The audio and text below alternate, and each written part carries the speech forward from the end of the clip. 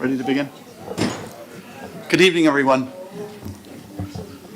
Sorry that we were slightly late in terms of coming out. I want to thank everybody for being here, and I'd like to ask everybody just please stand for the pledge. Pledge allegiance to the flag of the United States of America, to the republic for which it stands, one nation, under God, indivisible, with liberty and justice for all. Thank you so much. Happy St. Patrick's Day to everybody. I see all of the green. It looks wonderful. We have a sea of students, Mr. Lochner. I think this is going to be a celebration. This is. Yes, I am going to, I'm very pleased to introduce, actually I'm not going to introduce the artist. We have two tremendous artists as well as a tremendous teacher. And we even have the artwork on display. But I'm not going to talk too much more. I'm going to introduce, we have a lot of people that I think I'm going to introduce. We have Ms. Palmer, the Assistant Superintendent in charge of elementary education. She is here. We have the proud principal of the two students, Dr. Gloria Jackson. And we also have the coordinator of performing and fine arts, Mr. Angel Perez. So I'm going to introduce all three, and then they're going to take it away. Okay, hello. Hello, good evening, everyone. Good evening, everyone out there in TV land. Happy St. Patty's Day. Today, we're all Irish, right? We're all Irish today. It gives me great pleasure to just start by saying that March is Art Month here in Brentwood and nationwide, and we could not have a better art coordinator than Mr. Perez. I would like to give him a round of applause. He is just a fantastic addition to our school community. He is innovative, he's creative, he has so much passion, and he's actually, improved the program that we have in I think less than 2 years. You can, if the camera could pan to the back maybe later, you can, one example is all the artwork that you see decorates our public meeting room every month, and that's because of his idea, and we thank him for that. Also tonight we have two students. We have Lucas Argueta, he's a second grade student from Twin Pines, and Aaron Ayala, he's a fifth grade student, and we want to honor also Ms. Kavanaugh, who can't be with us tonight.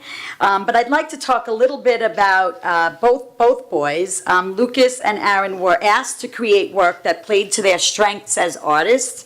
Lucas excels at pencil drawing and has an eye for shading, and Aaron has a raw talent for sketching and loves to draw anime characters. And if you give me a chance, I'd like to show you their artwork. 1 second.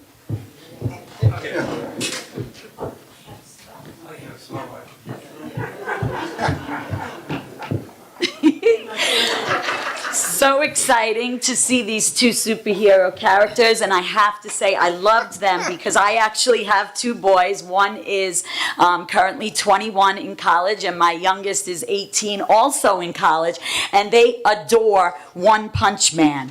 He is a Japanese superhero, and all the kids love him. If you see the kids running on the playground, they love Naruto. They all run like Naruto, and they love him. And I don't know if I can say much more about these two here, but Spidey, he is a fan favorite, and Batman too. But our boys here are so excited about their superheroes that they decided that they wanted to draw these characters and shade them for March month, Art Month. Their artwork is currently displayed in the Long Island Museum, and you can actually go see it there, and it's available until April 3rd. So I would like for us right now to give these two young boys a round of applause. Woo!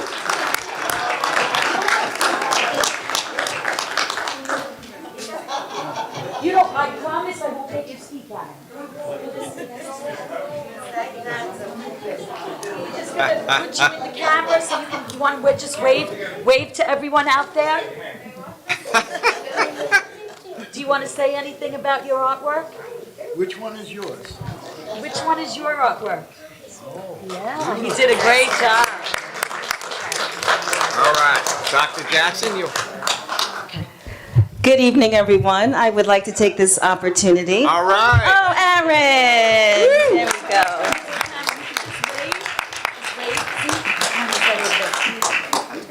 Don't be terrified. One Punch Man's your idol. You can't be terrified.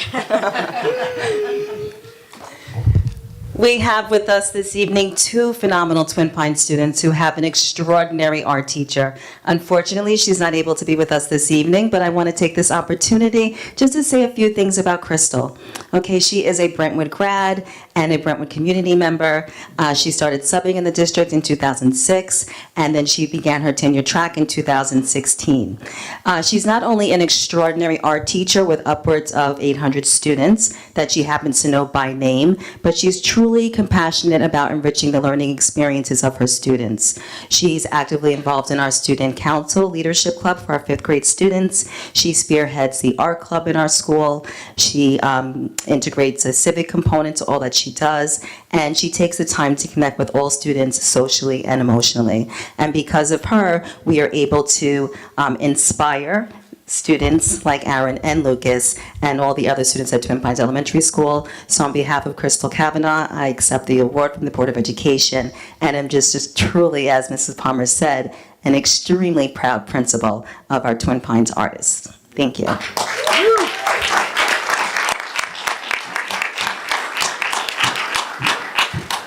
I just want to tell you what your teacher told me to say to you, okay?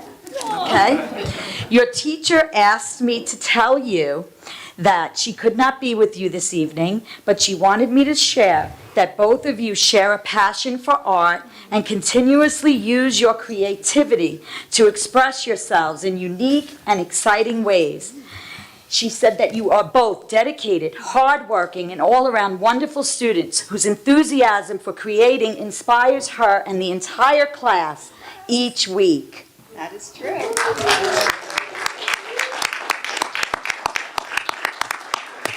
So now it's time for us to take a photo with you and to give you that award that you so deserved. Is that okay? What Is I'd that like to do is I'd like to read that award from the Board of Education, and it reads to both gentlemen, Lucas and Aaron, for representing the Brentwood School District at the Colors of Long Island Student Art Exhibition at the Long Island Museum, and your unique talent for drawing, shading, and sketching. On behalf of the Board of Education, congratulations to you both.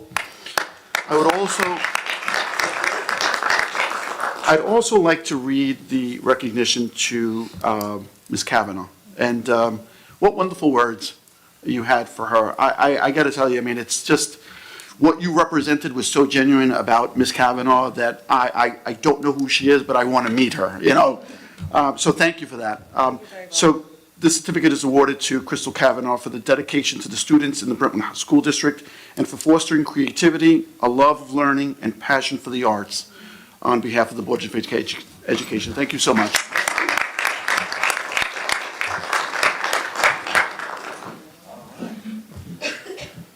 It's time to take a picture. Guys, you guys are totally with. So let's hurry up. We gotta get mom and dad. We gotta call family up here. Mom, dad, Lucas? Lucas?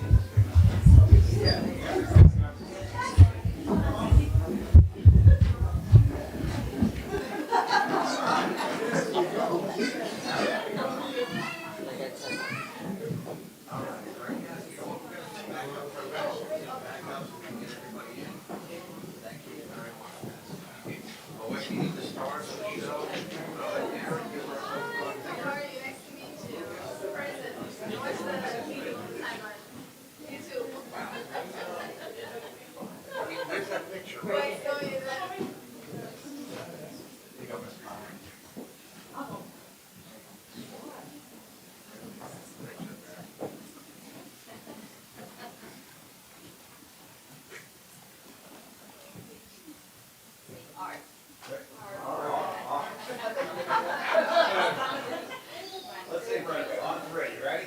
1, 2, 3.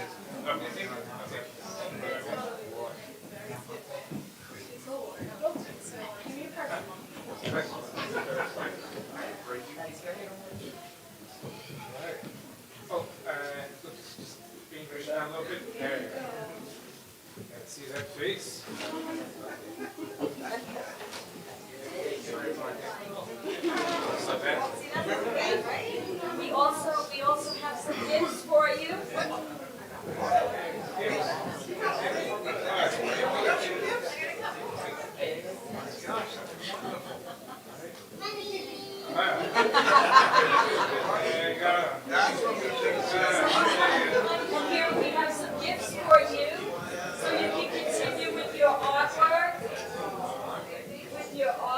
At home. And these are just some sketching pencils. And wow. Oh my gosh. Fantastic. I can't wait to see what you produce in high school.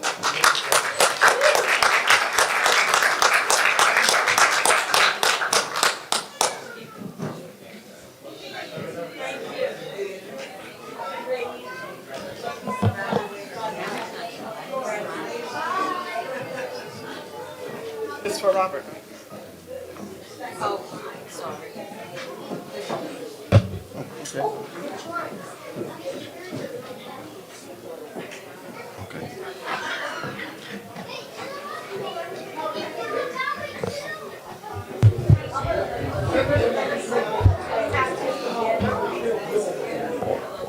So, what I'd like to do is, I'd like to call Mr. Perez up. Angel, Angel? We had a conversation a little earlier, and it sounds like this is in celebration of the arts tonight. And rather than wait for the end of the night, if you could make the announcement as to what you were telling me about just a little earlier, I think it would be just right in line with what we're doing right now. Well, good evening, Board of Education and Superintendent Lochner and his cabinet members. It's truly an honor to be here tonight. First, I want to say thank you so much for recognizing our students. It really means a lot that we recognize the total child and the importance. Like I said, I'd be remiss myself if I didn't say Spider-Man was an important character in my life. Hopefully my wife isn't watching this part. All right. All right. But what I do want to also talk about some exciting things that are happening in the arts department. And before I just want to say, we truly have a great staff, and the great things, it works when you work for great people, and it really makes the work easy. So next week, Monday through Thursday, I just came from the high school, the Ross Library. We have our district-wide art show. So please, it'll be open to the community from 2:30 to 7:30. We are having a special gallery opening for elementary, so K through 5 will be Tuesday from 6 to 7:30, and from 6th grade to 12th grade, we're asking parents to come for that opening on Wednesday. For the same time, 6 to 7:30. So the whole library really has been transformed. I said spring is in the air and the colors are just bursting in Brentwood. And other exciting news, in the high school we're having a world-renowned musician coming to do a workshop, first with the music students and then do a concert for the general population. His name is Papo Vasquez. Papo Vasquez has been playing professionally since the late 70s. He's played with artists, he's played with Dizzy Gillespie, he's played with Tito Puente, Hector Lavoe, Willie Colon, and a host of others. He's been commissioned by Wynton Marsalis for Jazz and Lincoln Center Orchestra. So he's going to be bringing world-class musicians to come to speak to the kids about music, the lives of artists, and the kids are, right at this point getting ready to ask questions so they can meet these musicians, get some insights, and then, of course, they're going to play for the school as well. So we're really excited about these few things coming up, and again, looking forward to more collaborations. It's important that we make sure our students get to meet the best in their field, because it's hard to be inspired, or it's hard to aspire to something if you're not first inspired by greatness. Thank you so much. Thank you so thank you, much. Angel. So I want to thank Assistant Superintendent Ms. Palmer for recognizing the work that Mr. Perez has done in the district. And from the board's perspective, and I know that Mr. Lochner has said this over and over again, making the right hires, picking the right people really matters. And to hear that from you is just so wonderful because, that means a lot. It means a lot in terms of how we're trying to rebuild this district. So thank you for those kind words, and thank you to Ms. Lochner and the cabinet for continuing this road of excellence. Mr. Perez, thank you so much for what you've been able to accomplish.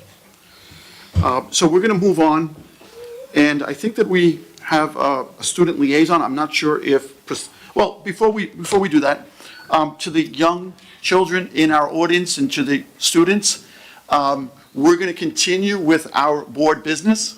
I know that you guys are very, very bogged down with a tremendous amount of homework, a lot of reading, and you have to get to bed early. So now is the time, if you would like, Oh, my gosh. to escort your parents to the car. Make sure they get across the road safely. And thank you so much again on behalf of the entire Board of Education. for Bye, everything. guys. Good night.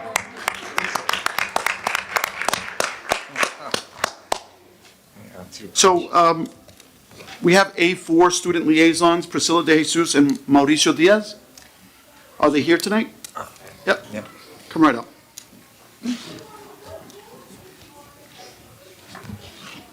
Hello, everyone. My name is Mauricio Diaz, and I'm the Senior Class President in the Ross Center, and I'm here on behalf of the student body to present our findings. As Mr. Callan and the administrative team recently announced, the senior prom and graduation are expected to return to their pre-pandemic normal. Mr. Callan asked other student leaders and myself to put feelers out on social media, indicating that about 95% of the student body wants a normal and singular graduation. An infection rate nearing 0 people per day has been noted throughout the transition to a mask-optional Brentwood. Our traditional graduation will be possible as a result of the low infection rates Brentwood has seen that we hope to continue seeing. Brentwood students are also excited to see other events make their grand return. On Sunday, March 27th, Brentwood will host its annual Garyman's Pancake Run, an effort hosted to raise scholarship money. We also await the return of the Brentwood Talent Show on Friday, April 1st. We haven't seen either of these events since 2019, and though it's bittersweet, other seniors and myself are excited to see what will be our last of these events. In recent news, the high school has hosted several events, including a college fair just last night. This event was deemed a raging success by both administrators and attendees. This event was catered to all members of the community, with students as young as middle schoolers being introduced to the college application process at yesterday's event. Other students and myself have met with Mr. Callan on a frequent basis throughout the year. More than ever, it's imperative for the student voice to be heard and emphasized. Our school improvement team has met, and we plan to hold a town hall meeting next Thursday, March 24th in the Sonderling Auditorium after school. Along with the town hall meetings, the student body is also given a closer look at the administrative work conducted behind the scenes. I was happy to hear that interviews are being conducted for 3 school counselor positions in the high school, among those being a designated college counselor. As stated in previous presentation, our counselors currently have a workload greatly surpassing the recommended amount by the American School Counselor Association, and this is a step in the right direction. I have also been made aware that the high school intends on adopting a 9-period schedule for the following school year and those to come. Those of you in the audience should have received a brochure that looks like this, with some of the new course offerings, including American Sign Language, trigonometry, and public speaking. All of these intended to address the needs of students and foster a deeper love for learning both in and out of school. It brings me joy to know future AP Calculus students will not struggle with the unit circle. Though seniors like myself will not benefit from these adjustments, I'm happy to know the opportunities offered to those after me are only growing. My final point pertains to the dress code. Mr. Conlon has told myself and other students that in some instances, the dress code and its language will be changed. I am also delighted to know that the administrative team plans to invite students to future meetings regarding the dress code and other school policies. Brentwood is beginning to see the calm after the storm, and the student cohort of 2022 is pleased to see how Brentwood is handling our return to normalcy. I'd like to thank Mr. Callan, Mr. Lochner, and the Board of Education for allowing me to speak tonight. Thank you and have a good night. Thank you. You know, what an impressive presentation. It's very, very well informed. I just wanted to speak to some of the points that you brought up, and the first one is the idea of going back to a traditional graduation.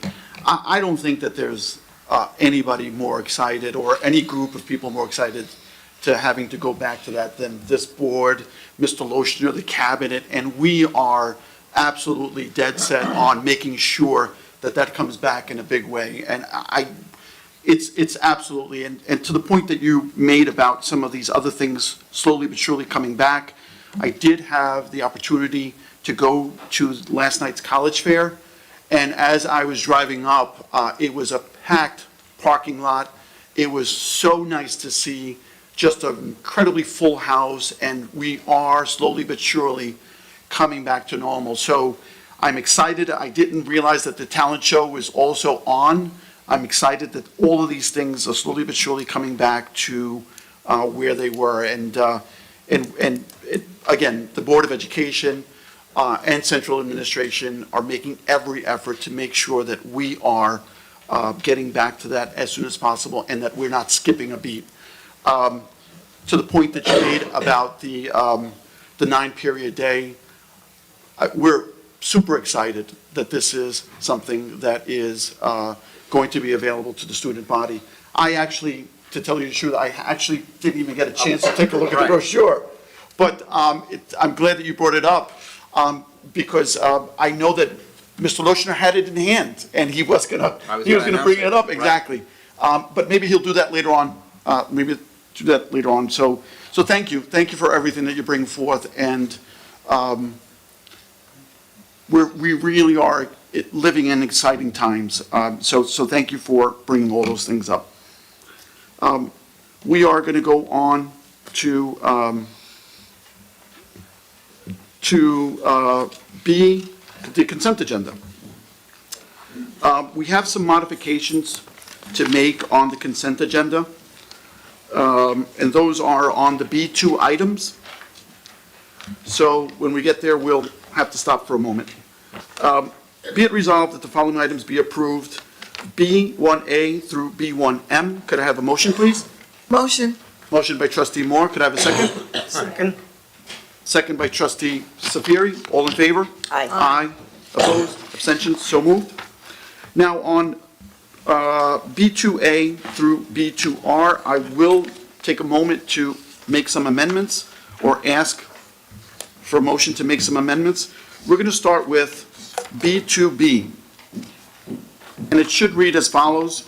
I'm going to ask for a motion to amend as follows.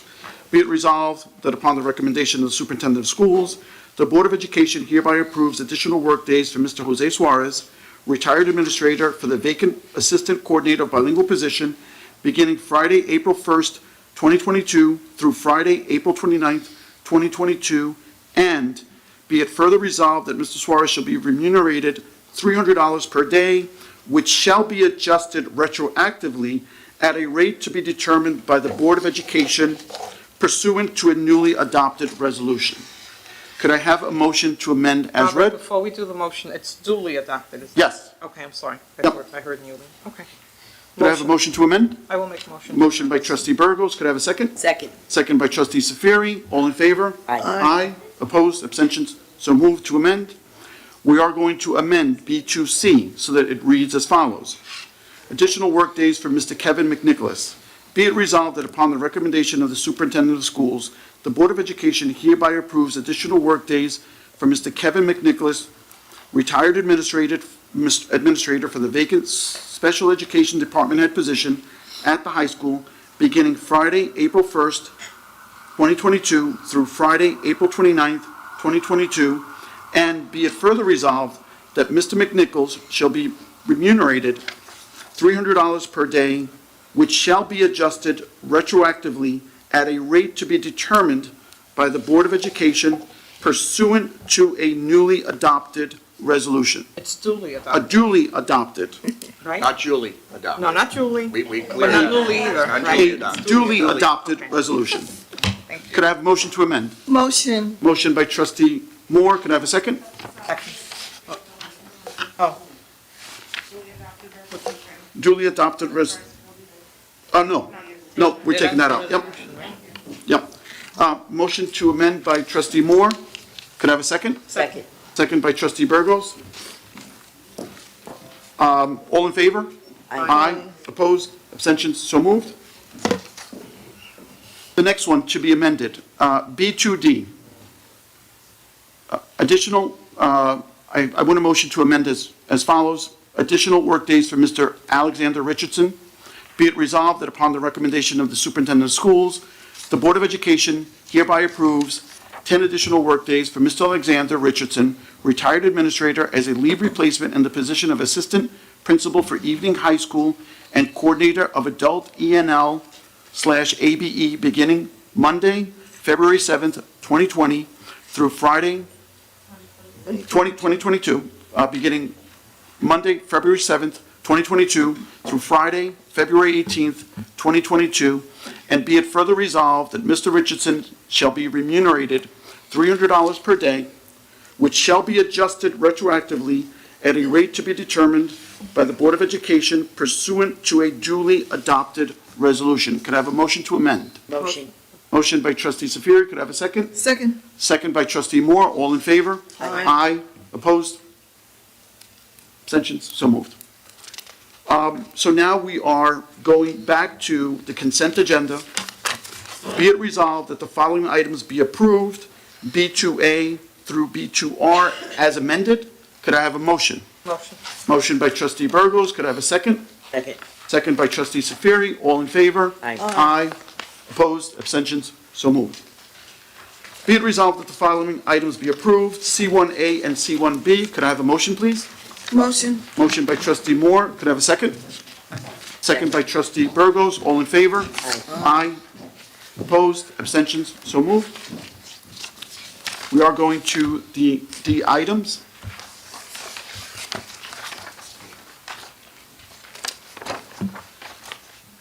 D1A, appointments, resignations, and leaves of certificated personnel as proposed on the agenda. Could I have a motion, please?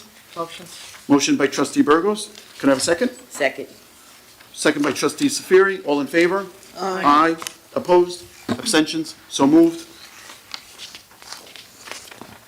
D1B, appointments, resignations, and leaves of non-certificated personnel as proposed on the agenda. Could I have a motion, please? Motion. Motion by trustee Burgos. Could I have a second? Second. Second by trustee Safiri. All in favor? Aye. Aye. Opposed? Abstentions? So moved. D1C, we will have to amend this item.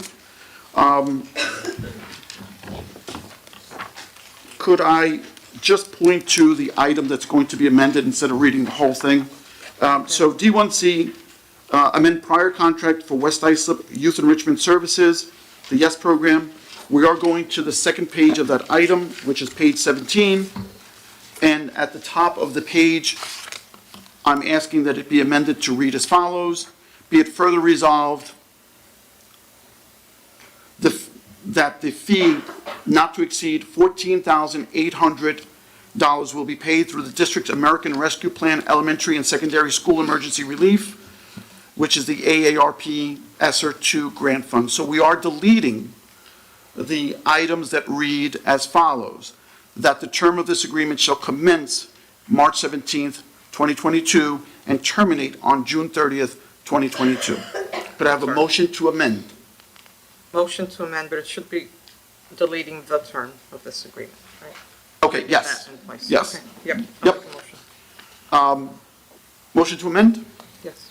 Trustee Burgos, could I have a second? Second. Second by trustee Moore. All in favor? Aye. Opposed? Abstentions? So moved. So now, D1C, amend prior contract for West Islip Youth Enrichment Services, yes, as proposed on the agenda and as amended. Could I have a motion? Motion. Motion by trustee Burgos. Could I have a second? Second. Second by trustee Safiri. All in favor? Aye. Opposed? Abstentions? Point of order, So moved. what date does it start now? It's retroactive. It already happened. I'm sorry, Robert. Go, feel free Okay. to ask. Yeah, that's why we had to take out those dates for No, the term. Julie. Yeah, Okay, we eliminated those dates for the term because they were dated 2022, but this is paying an activity that happened in 2021. Oh, just that- so it's 2021? Yes, Okay. but that's already in the earlier part of the resolution. So, Thank you. yes, so the services have been rendered, yep. So D1D, approval for legal notice regarding the annual district meeting and election as proposed on the agenda. Can you explain that? I would defer to our district clerk. I mean, do you want to? I never seen this before. I don't know. When I read, did we have our names on here? Yes. We did? Yes. Oh, okay. I've never seen it. Okay. So D1D, approval of legal notice regarding annual district meeting and election as proposed on the agenda. Could I have a motion, please? Motion. Motion by trustee Burgos. Could I have a second? Second. Second by trustee Moore. All in favor? Aye. Aye. Opposed? Abstentions? So moved. D1E, administrative table of organization, assistant coordinator of bilingual.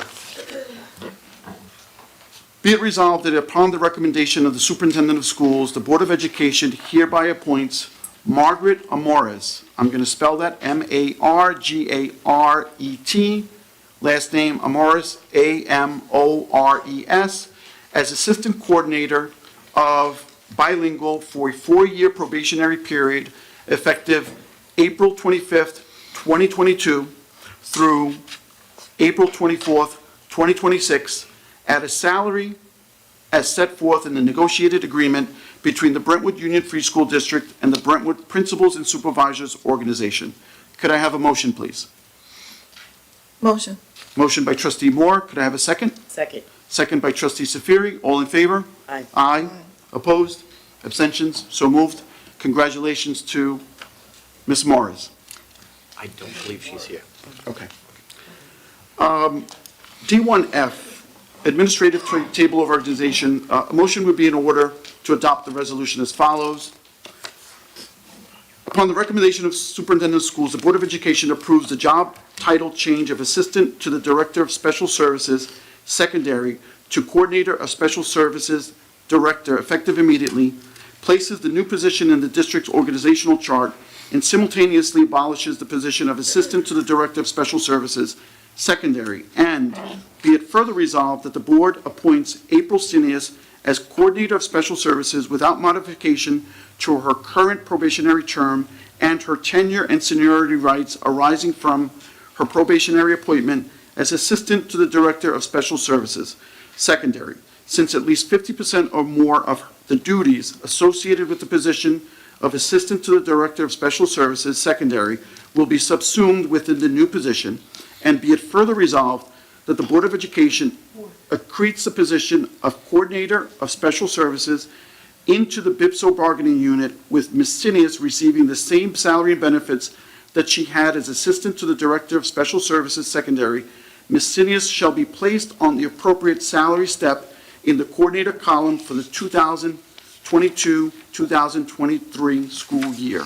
Could I have a motion, please? Before we make a motion, I just have a question. So is the new title Coordinator of Special Service or Special Service Director? Because the first paragraph says to Coordinator of Special Service Director. Is that right? Yeah, I don't think that's right. Coordinator of I Special think- Services. Coordinator of Just Special send it. Service, yes. So, okay. That's the new title. Could I have a motion, please? Can we change it everywhere because I think it's repeated? To your point, trustee Burgos, would you like a motion to amend Yes. the line that Does. reads, Coordinator of Special Service Director in the first paragraph? So we are Is that the removing only the place director. where it's Yes. wrong? I don't, Yep. okay. You're absolutely Yes, right. please, So- I'd like to make a motion to amend that And- third line and eliminate the word director. By removing the word director, yes. Thank Could I have a second? Second. All in favor to amend? Aye. Oh, So did I? You made the motion? I made the motion, and Cindy. Cindy seconded. All in favor to amend? Aye. Aye. Opposed? Abstentions? So moved. So it will read Coordinator of Special Services. Services? Services. Yep. Services, right. So a motion to adopt D1F as amended? Could I have a motion to adopt as amended? Motion. Motion by trustee Moore. Could I have a second? Second. Second by trustee Safiri. All in favor? Aye. Opposed? Abstentions? So moved. Congratulations, Ms. Sinius.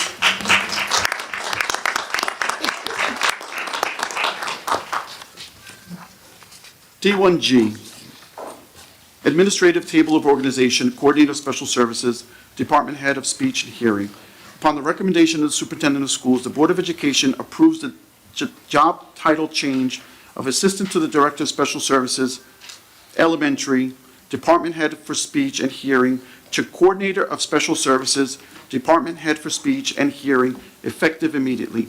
Places the new position in the district's organizational chart and simultaneously abolishes the position of the Assistant to the Director of Special Services, Elementary, Department Head for Speech and Hearing. And be it further resolved that the Board appoints Garvin P. Romaine as Coordinator of Special Services, Department Head for Speech and Hearing, without modification to his current tenure status and existing seniority rights received as Assistant to the Director of Special Services, Elementary, Department Head for Speech and Hearing, since at least 50% or more of the duties associated with the position to the Assistant to the Director of Special Services, Elementary, Department Head for Speech and Hearing will be subsumed within the new position, and be it further resolved that the Board accretes the position of Coordinator of Special Services, Department Head for Speech and Hearing into the BIPSO bargaining unit, with Mr. Romaine receiving the same salary and benefits that he had as Assistant to the Director of Special Services, Elementary, Department Head for Speech and Hearing.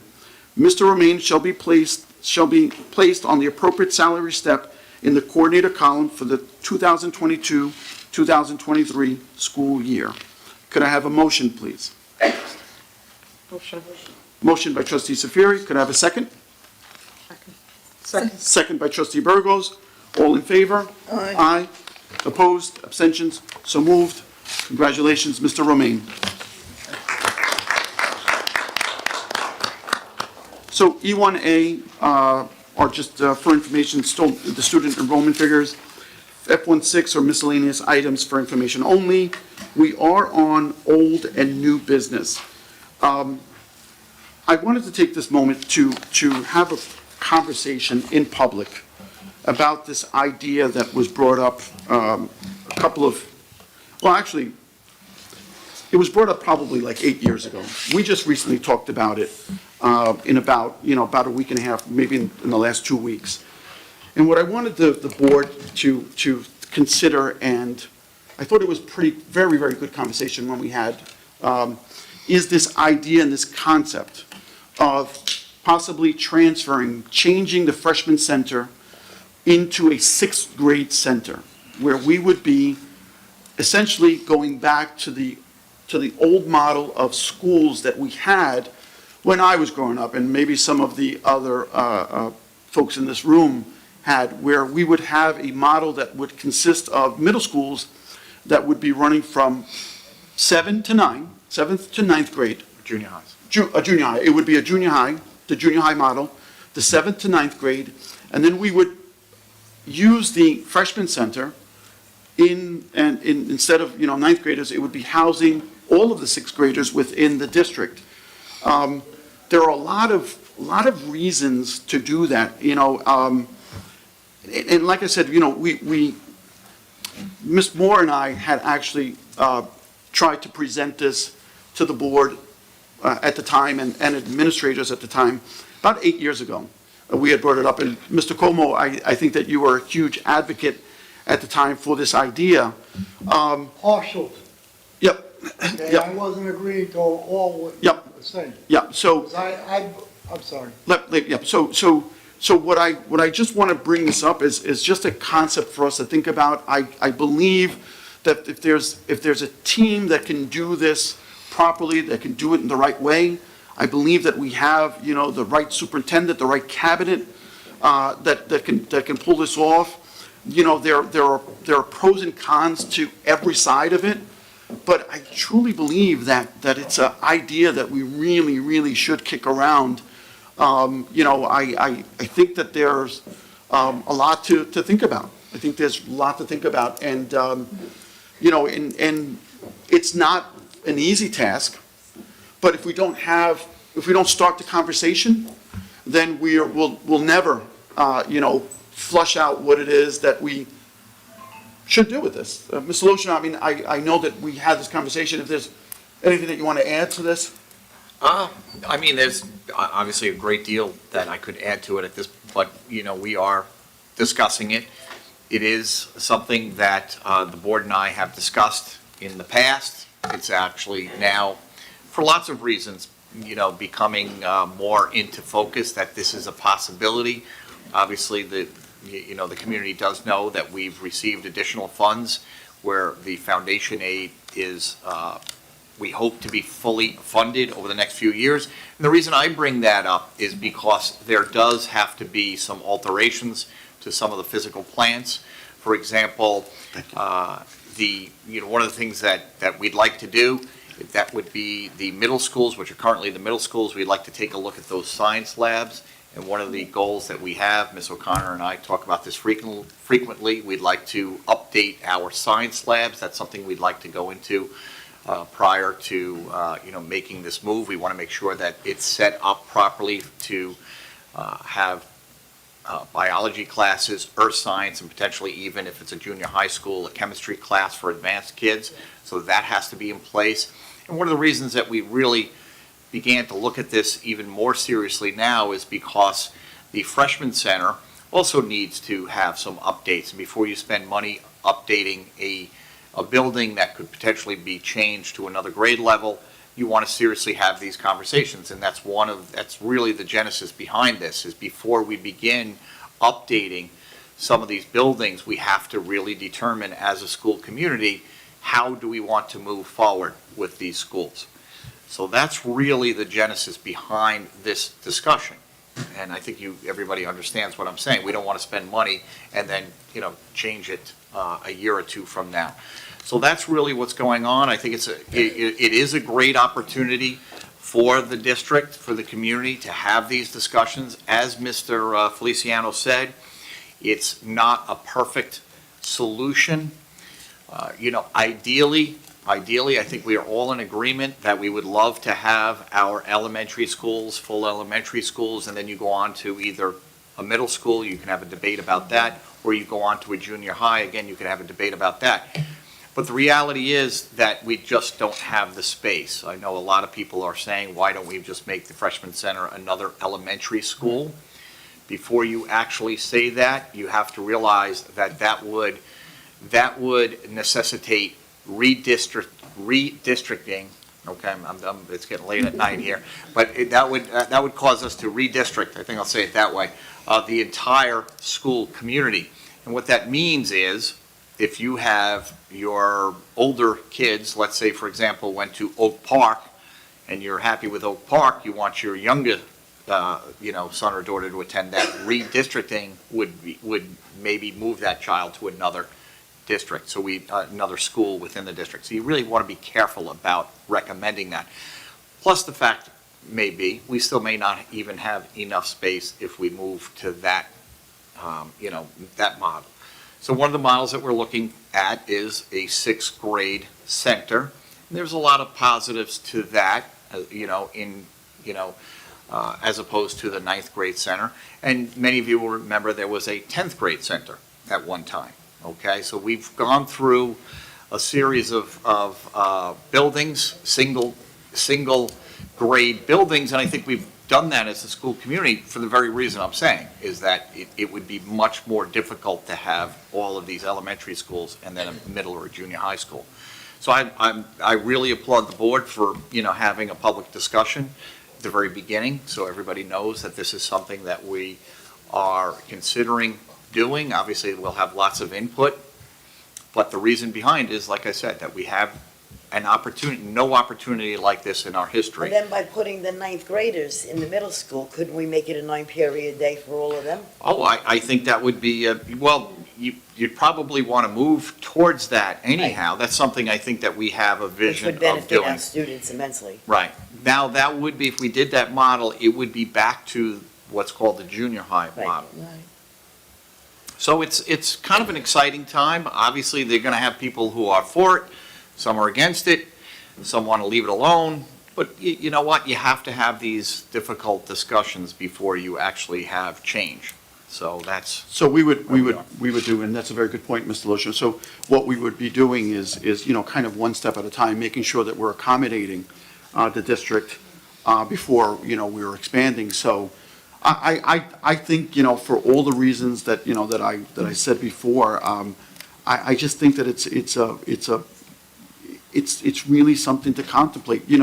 I don't know if the community at large understands that the children who go into middle school at the sixth grade level are kind of in this weird place where I remember my children saying that they couldn't play sports. They couldn't really participate. They were kind of in a separate area of the school, and so there are a lot of reasons for and against this idea. But I just wanted to start the conversation. I just wanted to make sure that we were,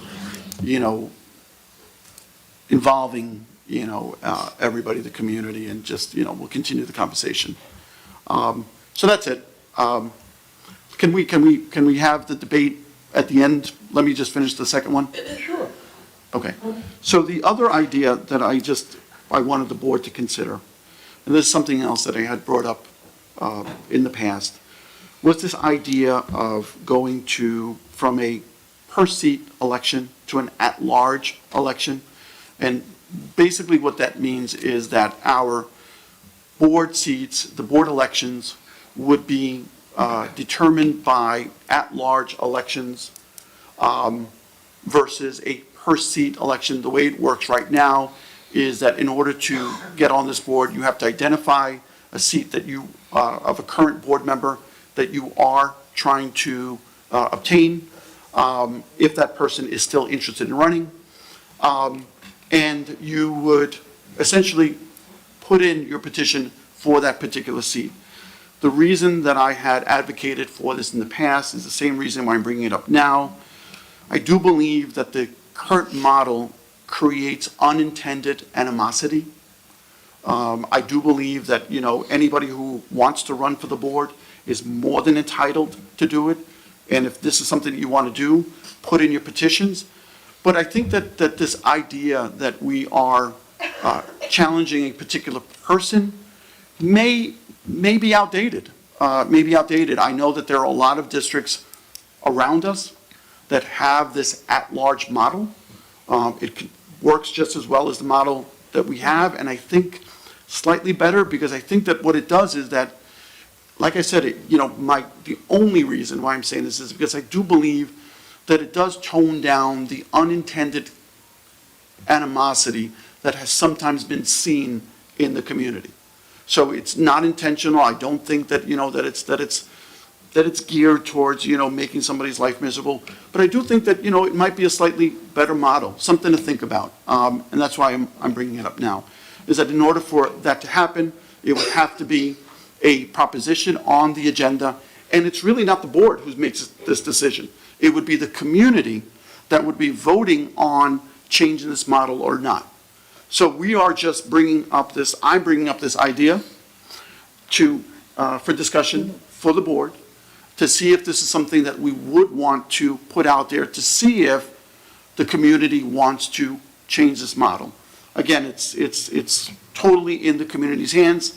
I can say that we did put this up quite a few years ago, and I believe that it failed by a few votes. I want to say that the community was pretty much divided, and it didn't pass. We didn't change anything, and I just thought that it would be worth the discussion. Again, this is just for consideration and for discussion. So those are the only two things that I brought up. Mr. Como, you can come to the mic and go ahead, stand up, and we're going to have community. On both of those items, one. Can you come to the mic, please? Yep, I'm gonna come. The knees are shot, but I'll come. All right. On both of those items, didn't the board vote a year, maybe 8-9 months ago, not to do that? No. They didn't? No, we didn't. We I just, thought that's when you first brought it up. no, I think, I want to say that we had it probably on about 6 years ago. It was about 7 years ago. Yeah. The at-large. Yes, it was probably, 6 years ago. That was when I first got on. Yeah, How many years ago was no, that? it has to be less, yeah. No, it's but 3 or we 4 had years. discussed it prior to you That- getting on. I think it was the last time you guys were on. I might be mistaken, but I thought we discussed this about a year ago when you brought it up, because one of the charges was that you're bringing, and it wasn't from me, that you're bringing it up because you were coming up for this year's election. Yeah. And that's why people, So the way, you make a very good point. So the way it works is that if the community voted to change this, it wouldn't take into effect until the following year. So it doesn't impact, Okay. the current year. Yep, that's just a fact, that's all. all right. Second thing, and on that junior high setting, we handed in a community report, which if anybody wants one, I can get you one, all right, suggesting going back to making that an elementary school, which was Northwest Elementary, okay? And the reason, one of the biggest reason that the committee said was the people in Regis Park, okay? If you don't know it, that's the area west of Crooked Hill Road. Those children go to 3 different elementary schools. They can live next door to a guy and go to a different school. They can live across the street and go to a different school. So that was the one reason why we had. And in that same report, it said that the recommendation was to eliminate the kindergarten centers and make them elementary schools. Because you have children on the bus, kindergarten kids, who live on Work Street by Spur Drive North, who have to go all the way to East K. All right? Where they can get on the bus with their oldest sibling and go to the same school that the child goes to. The mother does not have to get up, get in a car, and drive little Johnny to East K. All right? The situation should be K through 6 in all the elementary schools, 7 through 9 in all the junior high schools, which there are other school districts that have that, okay? And then 10 through 12 in the high school. It worked for 60-something years. All of a sudden, and I'm going to give you the whole history because none of you know it, all right? The state came down and said, if you go to middle schools, we're going to give you extra money. Money talks, and we did it. And now we're faced with a problem, not just with the 9th grade center, but it was at one time a 10th grade center, a 6th grade center, a 7th grade center. And all we keep doing is refurbishing that building. All right? A mother would feel a lot, sorry mothers and fathers, okay, would feel a lot safer with their child on a bus if they're with their older sibling. All right? We won't have the backup traffic. And I talked to a few people, it's crazy some days. If it rains, Johnny don't want to, I got to drive him. If they live around the corner, the mother gets in the car and drives him to the school, where he can get on the bus with his older brother or sister and feel safe and sit with him. And if the kid has a problem in school, guess what the principal can do? She can go get his older brother or sister to calm this child down and relax. And that child will feel safe. And that child will feel comfortable.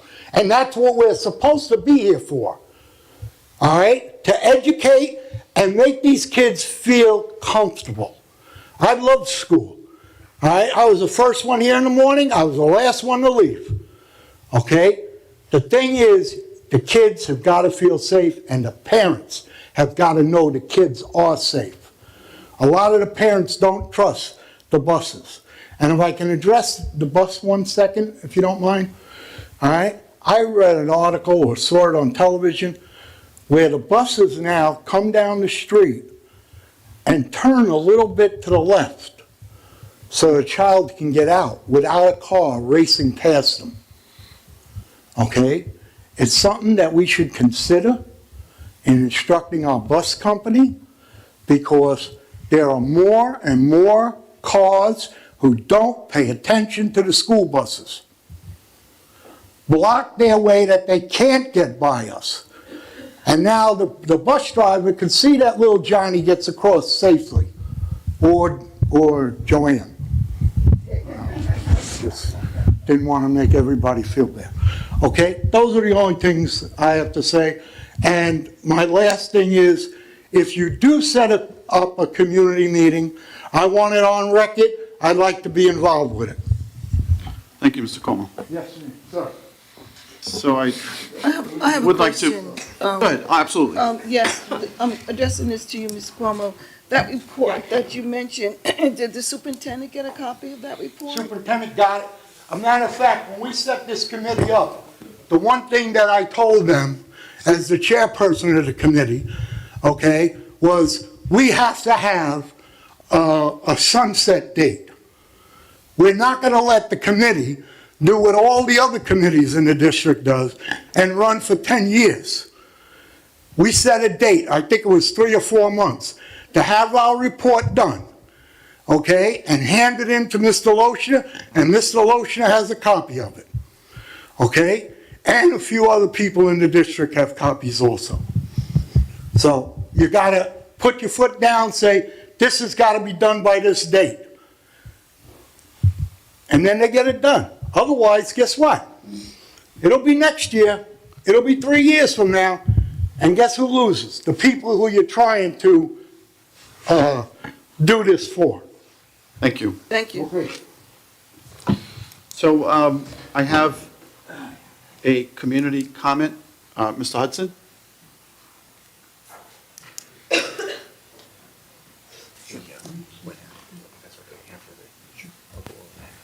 Oh. That's okay. No. Oh, we'll keep it on. That's fine. Whatever you want to do. No, let's, Mr. Hudson, I'm sorry, can you just hold on for a minute? I absolutely overlooked the community happenings, and this is Mr. Oh, no, I'm not doing it for me. Mr. Loshner's favorite time of the meeting. Mr. Loshner. No, I'm just saying, it's because all yours. it's on the agenda, that's all. Absolutely. So, thank you, Mr. Hudson. So, yes, this is the time I get to speak about the highlights, certainly not all of them, but I would like to just mention a few. Parent-teacher conferences at the elementary level yesterday were a success. Parents were able to discuss their children's progress after 2 trimesters of learning and get feedback and ways to help them learn at home. I want to thank the elementary principals, the assistant principals, and teachers for their hospitality and daily encouragement they give our kids. The Brentwood Elementary and Secondary Art Show, as Mr. Perez mentioned, begins next week at the Ross High School, beginning March 21st. It goes through the 24th, and as Mr. Perez said, that there actually will be separate receptions for the elementary and the secondary schools. On Tuesday, March 28th, we have Papo Vasquez and his band, Mighty Pirates Troubadours, visiting the high school. He will conduct a master class. Again, I'm being redundant. Mr. Perez spoke about that. Really looking forward to seeing Papo Vasquez. Yes. The date is March 28th. Tuesday. Okay, it says the 28th in here, so I apologize. That's the 29th? Okay. So it's the 29th, Ms. Safari. Thank you to Mr. Bennis and the high school guidance department. The annual college fair, as Mr. Feliciano mentioned before, was held last night at the high school. There were different presentations in different universities. We did have presentations on financial aid, how to navigate the college application process successfully. We had the historically black colleges represented there as well. It was really, as Mr. Feliciano said, extremely well attended. It's been 2 years since we had the college fair, so I think parents were excited to get out. It was great. We saw, elementary school parents, middle school parents, as well as high school parents there. March 21st is World Down Syndrome Day. We want everyone in our schools to wear their coolest, most colorful clothes for Down syndrome awareness. On this day, we celebrate our differences and what makes each of us unique. Young Authors Night will be held also, that's kind of a culminating evening, this Monday, March 21st in the Sondling Auditorium. We're looking forward to celebrating our children's creativity and literacy achievements. It's a wonderful tradition that brings our elementary and middle school students and the whole entire learning community together. We will have another, as you know, we've been mentioning this the last couple of years, another 5-week Saturday Academy for grades 4 and 5. And that's scheduled to begin March 26th. There is still space available. Please call central office and Ms. Palmer for details. I do want to say the Freshman Center also had a Northwell Medical Career Day last week. It was also incredible. We had 150 different professionals from Northwell came over, from everything from surgeons to nurses, to technicians, to IT. Sometimes we don't think about that. There's lots of careers involved in the medical field. So over 150 professionals from Northwell came over and met with all of our Freshman Center kids. They all had an opportunity to go down to the gymnasium where these tables were set up. It was really presented well. They also had presentations in the library that kids attended. So we're getting kids earlier and earlier to think about different fields, and when you combine that with the college fair last night, it was really terrific. One final thing, we do have the library vote, Ms. Hoey, April 5th, okay, and that's my final announcement. Thank you, Mr. Cristiano. Mr. Lochner, we have a parade on Saturday. It's the Oh, my St. Patrick's God. Day Parade. How the heck did I forget that? And- I think I forget that every year. That's amazing. And I do apologize, that is this Saturday, March 19th, rain or shine. We have our annual St. Patty's Day Parade. It's obviously just a fantastic community event. We will be going down Washington Avenue, across Suffolk Avenue, and ending by the Wendy's there. I really encourage everybody to come out and enjoy really a fabulous parade. Thank you.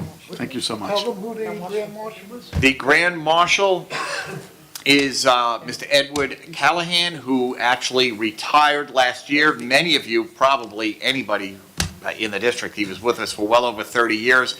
He was a music teacher on the elementary level, ended up his career, actually I think he might have spent his entire career in the kindergarten centers, and really was one of the most fabulous music teachers I've ever had the pleasure of seeing teach, and it is really quite an honor to have him as the Grand Marshal. Can I just add, being on the parade committee, can I just add something to that? There will not be a dinner or an after parade meal at the firehouse this year. Okay? So if you go there, you're not gonna do something, so eat before you get to the parade. Okay. Oh, man. Thank you. They serve the Thank you best so much. hot dogs and sauerkraut. I'm going to miss that. Well, we tried. We tried to get Understood, to- no. Mr. Hudson, thank you for your... I'm sorry, Oh, I go do ahead. have one more Go ahead. thing, Mr. Hudson. I apologize. Hang on one second. There was something else. I had this purposely, we did ask the high school to put down this really beautiful flyer. It's titled Additional Course Options for the 2022-2023 school year. I probably have mentioned it before, and obviously the student liaison also mentioned it, but we do have some incredible new courses being offered at the high school next year. I want to thank Ms. Ortiz, the entire high school administration, as well as all of the teachers who were involved in developing these. So we have cybersecurity, trigonometry, introduction to statistics. We have English 12, as now we added another elective, writing for the workforce. We have grit and resilience in social emotional learning, exploring teaching. So we're looking to develop our students to become the next generation of teachers. Public speaking, AP capstone. We have in the language department, we have the American Sign Language, Latin 1, and connecting cultures, those 3 courses. In the science, we have project-based physical science, human impact on the environment, botany and agriculture, nutrition and food chemistry, and bilingual earth science. In social studies, we're adding AP Human Geography, another AP course. It's actually 2 AP courses, if you'll notice. We're also adding 2 art courses. And that, again, thank you, Mr. Perez, we're offering dance as well as piano. And in business, we're putting Exploring Teaching 2, and it's an internship seminar. So lots of exciting courses. So as we go to a 9-period day, students have lots of opportunities, a great deal of opportunities, to add electives into their courses, into their coursework that really meets their interests. Yep. And you know what, and I just have to say that all of this requires a tremendous amount of work. And I just, on behalf of the Board of Education, thank you, Mr. Lochner, to you and your team, and certainly the high school administrators and staff that are working on this. This is monumental. This is really, really, really a lot of work. And sometimes it just seems so easy. So thank you again to everybody involved. So I'm sorry, Mr. Hudson, we've put you off a couple of times. Promise this is your moment. Okay, good evening. My name is Ron Hudson, and I'm a phys ed teacher in the district. I'm here today once again to try to just pay homage and say thank you to Mr. Lochner, to the board. Last year and some years in the past, I started doing golf intramurals at East Middle School. And this coming year, it was at East Middle School last year and years prior. Now all 4 middle schools, north, south, east, and west, have the opportunity of taking a shuttle bus up to the high school 2 days a week, which there I will be teaching our young children the skills of golf. And also, the 9th to 12th graders, on 2 other separate days, they too will have an opportunity to have the enrichment of golf intramurals. I will say, I'm an avid golfer, something I enjoy, and I think it's something, it's a pleasure and an honor to be able to bring to them something that they're not accustomed to, that's not a part of their culture. But guess what? They can do it, and they're very good at it. And I just want to say thank you, Mr. Lochner. No, thank you, Mr. board. If you're interested, it's going to be on Teams for the high school. It'll be on Parent Square and on Teams for the middle school students. So if you're interested, you can reach me at rhudson@bufsd.org, or you can reach me on Teams under Mr. Hudson. Again, thank you. I want to bring something pleasant. Thank you, thank you, thank you. Thank you, Have a Mr. good night. Hudson. Wait, before we, Are the kids gonna be able to use the Brentwood golf course at all? Okay, thank you. Now that just segues to a little bit more. They used to. Yeah. Okay, what I'll say here, can Mr. you- Lochner, last year, we spoke. For starters, he made it possible when I take our kids to Heartland, the driving range is free. I sign up, our kids get to play for free. And there's also a par 3 in the back. And when I bring out children, okay, I just sign my signature and they get to play. Now, the Brentwood Country Club is a little different, but we have access. We can go work on short game. But we are in the process of getting more things done. And if there's something we want, let's speak to Mr. Lochner and the board. if I could say, first of all, Ron, I really thank you so much, because that actually should be in the what's happening as well. You know, really, he's thanking me, but I really have nothing to do with it. Mr. Hudson actually started this probably about 3 years ago, right? Yes, 3 years ago, over at East Middle School. And I actually had the opportunity to stop there many times, and you have to see, he had, I don't know, maybe 50, 60, 75, maybe even more than that some days, out there hitting golf balls in the back of the East Middle School. And let me tell you something, some of those kids were swinging like junior professionals. They were really fantastic. And Ron has done a terrific job teaching them. Now he's expanded it, because this always bothered him. He always wanted to expand it to the other middle schools, but we could never figure out how to do it. So now he's having them all come to the high school. And this is, he's really not getting compensated, in a typical fashion too. I want to say that too, Ms. Hudson, and I do appreciate that very much.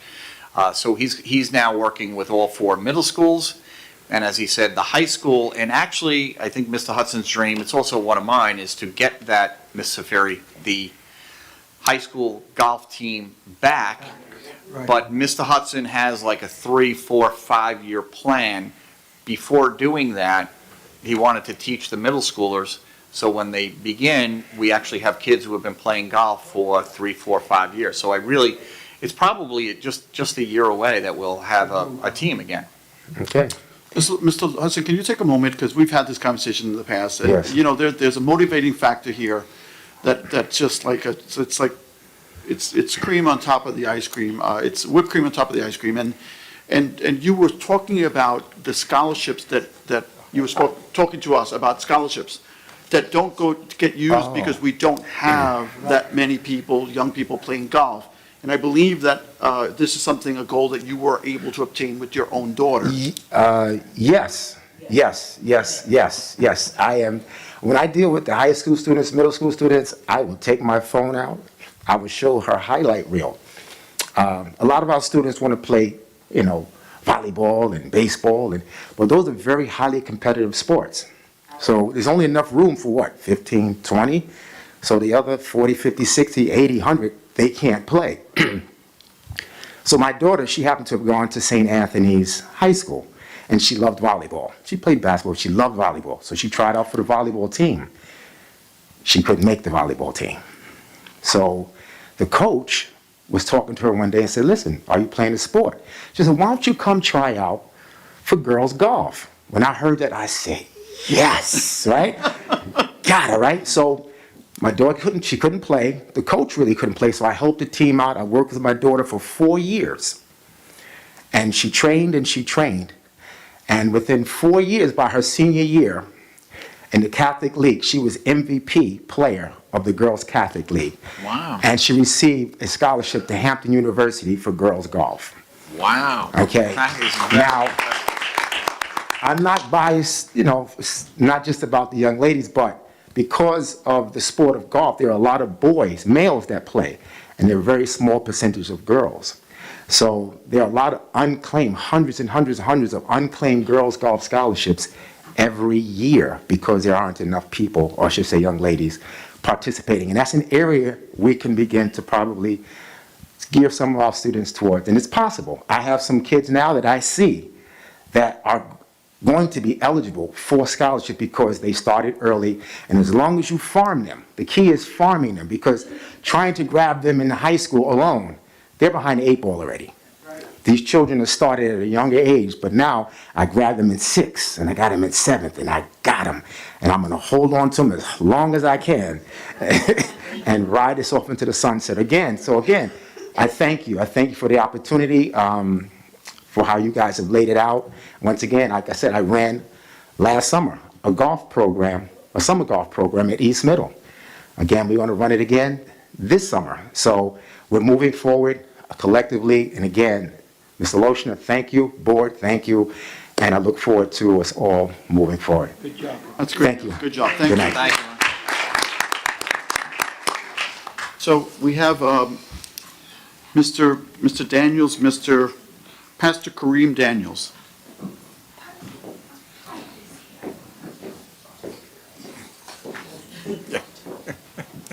Better sit up straight. Good evening, everyone. My name is Pastor Kareem Daniels.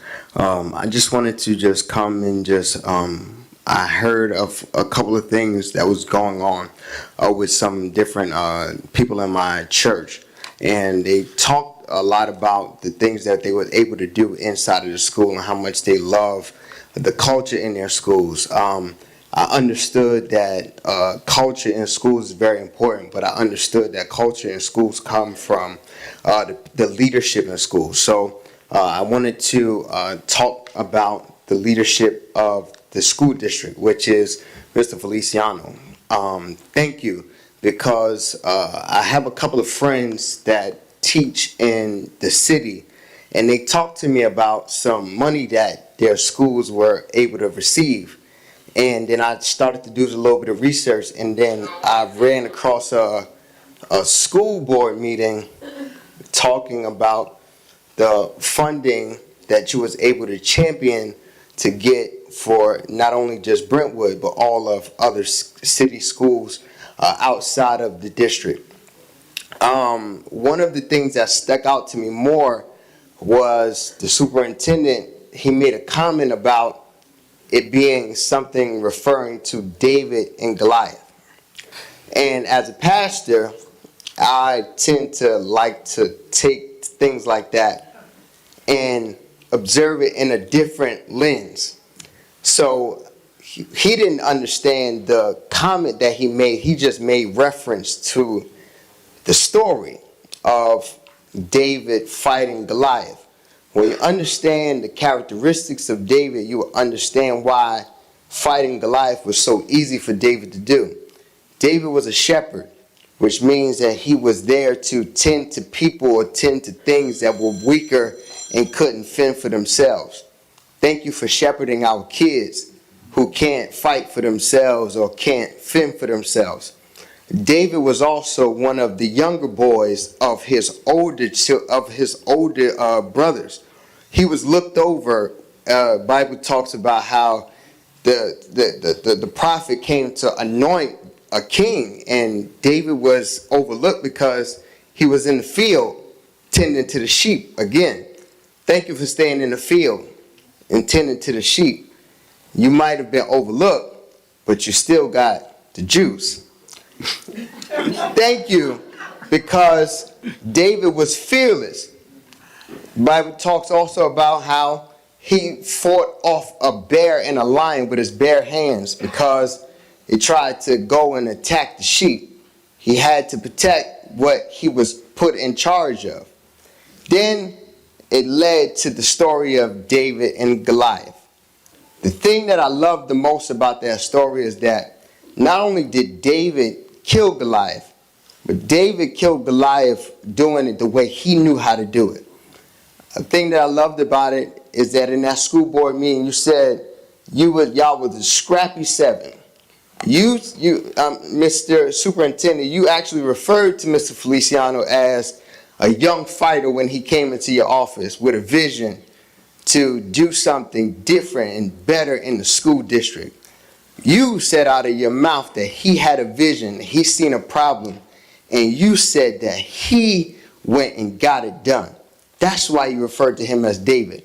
David seen a problem with a big giant that kept antagonizing a small people. David was the one that said, this person cannot stand up anymore. Thank you, Mr. Feliciano, for throwing a stone that not only killed David, but the Bible also says that David went and took Goliath's sword and cut his head off. Not only did you throw a stone to bruise or kill or to damage a system that held finances for our children, but then you went and cut the head off of it and got the money that we're going to need to change our schools and change the future of our schools. Thank you so much. I'm absolutely appreciative and incredibly humbled by everything that you said. But as I've echoed in the past, I was one person of many who fought this battle. This was a battle that was started back in the 80s by the now Senator Robert Jackson, and it was a battle that was the campaign for fiscal equity that turned into foundation aid. I would be remorse to say that it was a whole team of people that came before us.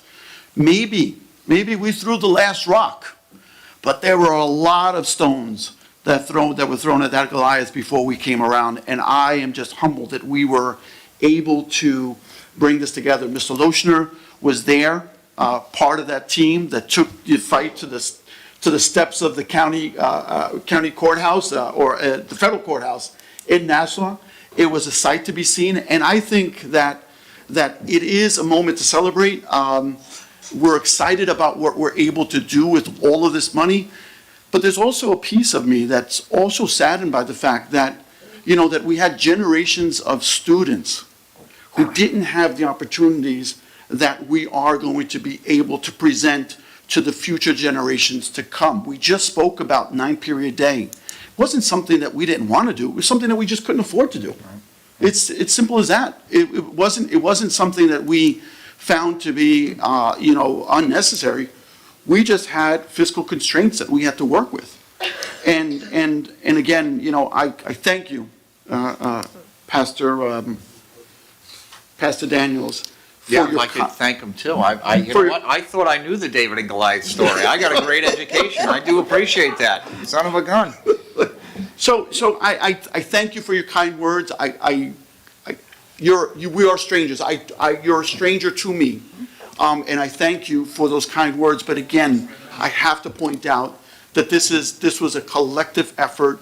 This was a unanimous vote by this Board of Education. It was something that, that we were inspired to do because we were, as you said, just tired of getting beaten down. And Mr. Loshner, it was a great day that day, right? We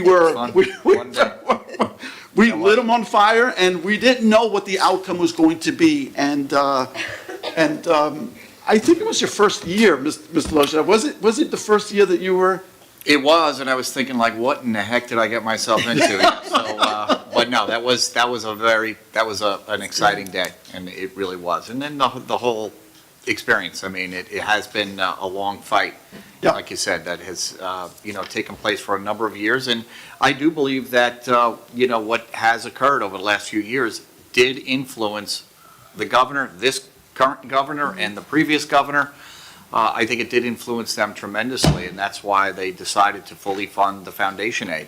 So I really do. I think it was the collective effort, of this board that really, put the pressure on. Obviously, the Westbury School District and a number of other, entities really also put some pressure on. But I think ultimately it was the pressure by this district that kind of maybe put us over the top. And I don't want to be remiss without closing the statement by thanking all of the politicians who were involved. Our local politicians, I know, were champions for this cause. I know that this couldn't have been done without, a majority of, in the House, the majority in the Senate, pushing this legislation along and getting it done. So I thank you, Pastor, and I really, truly am humbled. But this was far greater than me, and but thank you so much. What it came down was that Albany heard us because we were out there. I mean, we had our students out there. We had so many other school district board members out there, and there were some that were a little bit afraid to even speak up, but they were there to support the cause, and it was a great day. It really was. So listen, that's a great note to end and adjourn tonight's meeting. Happy St. Patrick's Day to everybody that's out there, the entire community. We hope to see you on Saturday. With that being said, I will ask for a motion to adjourn. Could I have a motion? Motion by Trustee Moore. Could I have a second? Second by Trustee Safiri. All in favor? Aye. Aye. Opposed? Abstentions? So moved. Have a wonderful night, everyone. Good night. See you Saturday.